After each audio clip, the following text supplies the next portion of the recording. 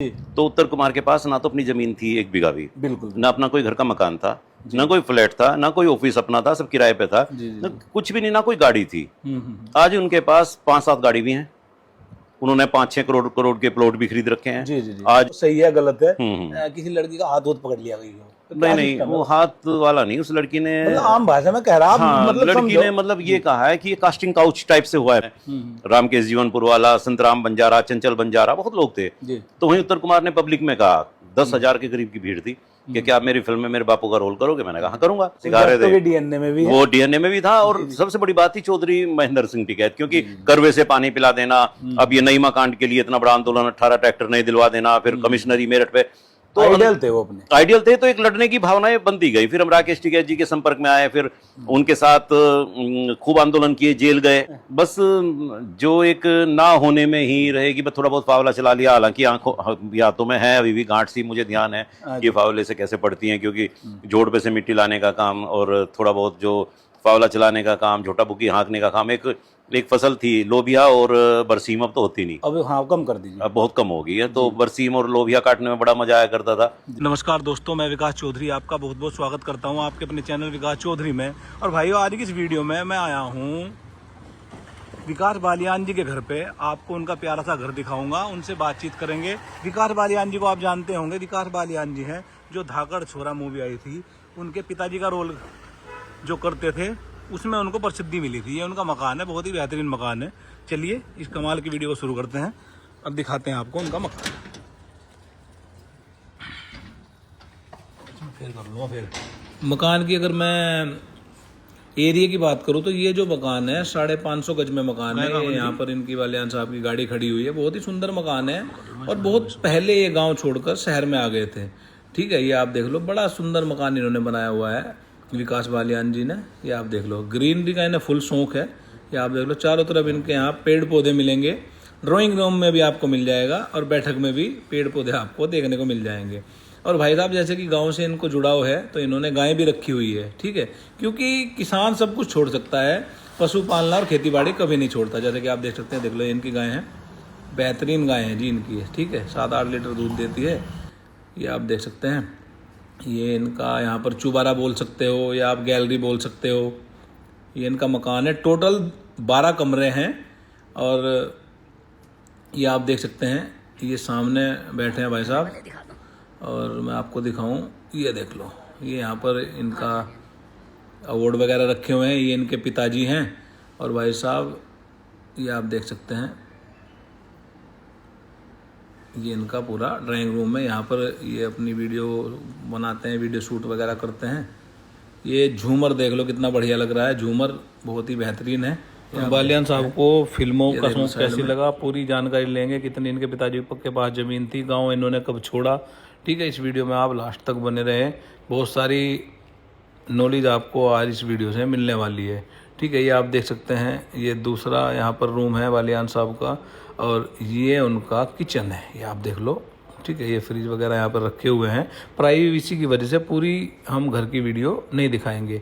ये जो आप देख सकते हैं, ये इनका मंदिर है जी। ठीक है, बालियान साहब, विकास बालियान जी पूजा पाठी आदमी है जी। ये आप देख लो, बजरंगबली की बड़ी तस्वीर यहाँ पर रखी हुई है। ठीक है जी, ये उनका पर्सनल रूम है जिसमें वो सोते हैं। ये आप देख सकते हैं। ठीक है, तो चलिए अब आपकी बात करवा देते हैं विकास बालियान जी से।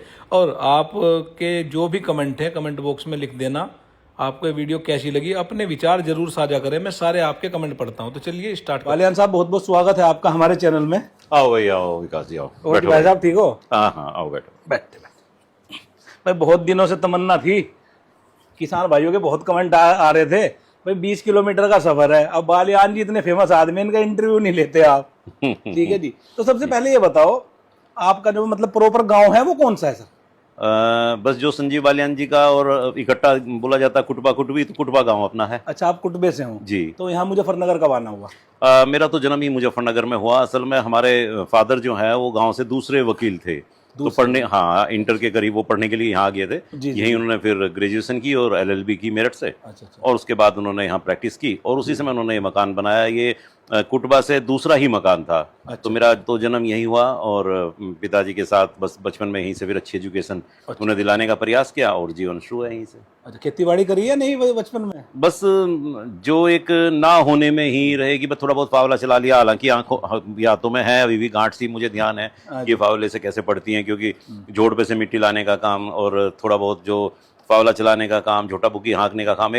एक फसल थी लोबिया और बरसीम, अब तो होती नहीं, अब हाँ कम कर दीजिए, अब बहुत कम हो गई है। तो बरसीम और लोबिया काटने में बड़ा मजा आया करता था, लेकिन लोबिया काटते हुए फिर गर्मी, पसीना और उसके बाद वो हल्की सी खारिश भी हो जाया करती थी। झोटा और गाय भैंस को लेके जोड़ तक जाना, ये सब चीजें जो जोड़ में है या नहीं ये बताइए? हाँ, जोड़ में, नहर में काफी कुछ सर्विस पे चला गया। जी जी। और मैंने उत्तराखंड में सर्विस की, वहाँ रुद्रप्रयाग होटल था उसमें रहा। जी जी।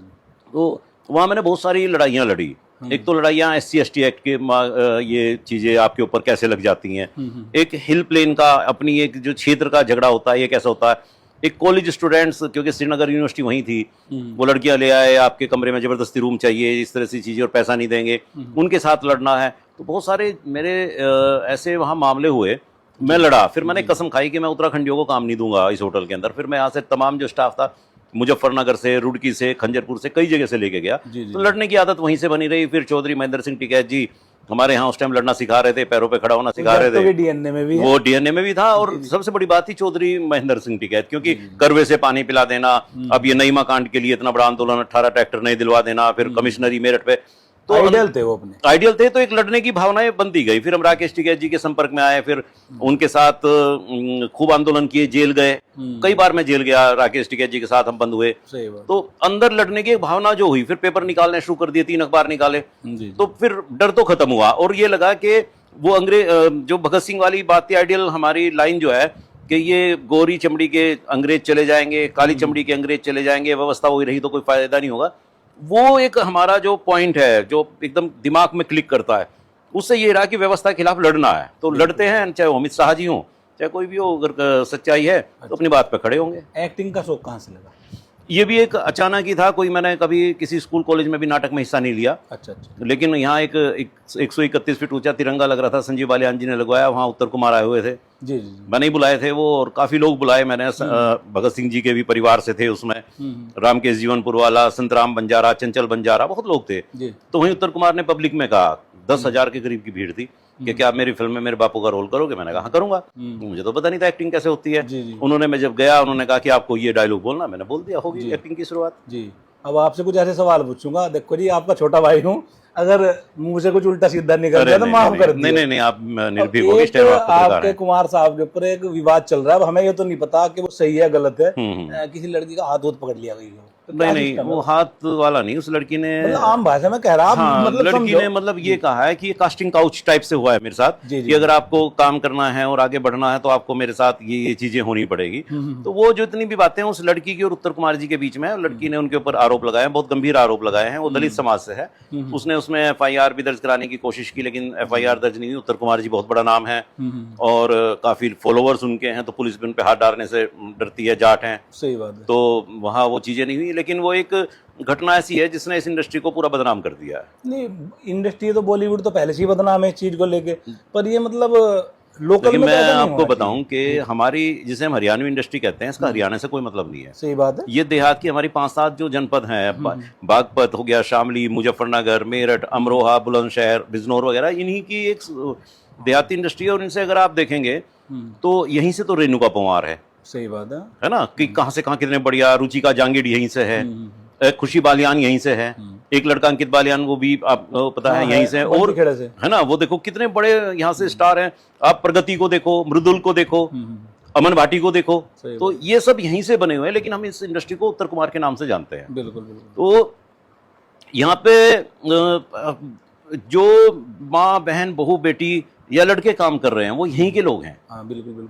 तो उनको आप अगर सही वेजिस नहीं दे पा रहे हो, उनको सही पहचान नहीं दे पा रहे हो, उनके कैरियर को आप खा जाते हो, या उनके साथ बहुत सारी चीजें ऐसी हो जाती हैं जिसमें कास्टिंग काउच वाली जैसी चीजें हैं, तो इस इंडस्ट्री के लिए ये बहुत प्रतिकूल, बहुत एक मतलब अपमानजनक और शर्मनाक चीजें हैं। एक पत्रकार ने इंटरव्यू लिया था उनका, मोनू भाई थे, उनका नाम नव्या है शायद, भव्या। भव्या, सॉरी भव्या, तो उनके कमेंट में पढ़ रहा था, तो बहुत सारी लड़कियां वो आरोप लगा रही हैं। ऐसा तो है नहीं कि उत्तर कुमार जी का भाई किसी से निजी दुश्मनी है, इसका मतलब तो भाई नहीं, शिकार हुआ है मामला। मैं कई चीजों का गवाह हूँ। जी जी, जैसे आप अभी आज इंटरव्यू ले रहे हो, बिल्कुल बिल्कुल, और आपने इस इंटरव्यू में देखा कि विकास बालियान ने कुछ ऐसी बातें कही हैं जो उत्तर कुमार के मुफीद नहीं है, सही बात। तो हो सकता है आपका चैनल उड़वा दें।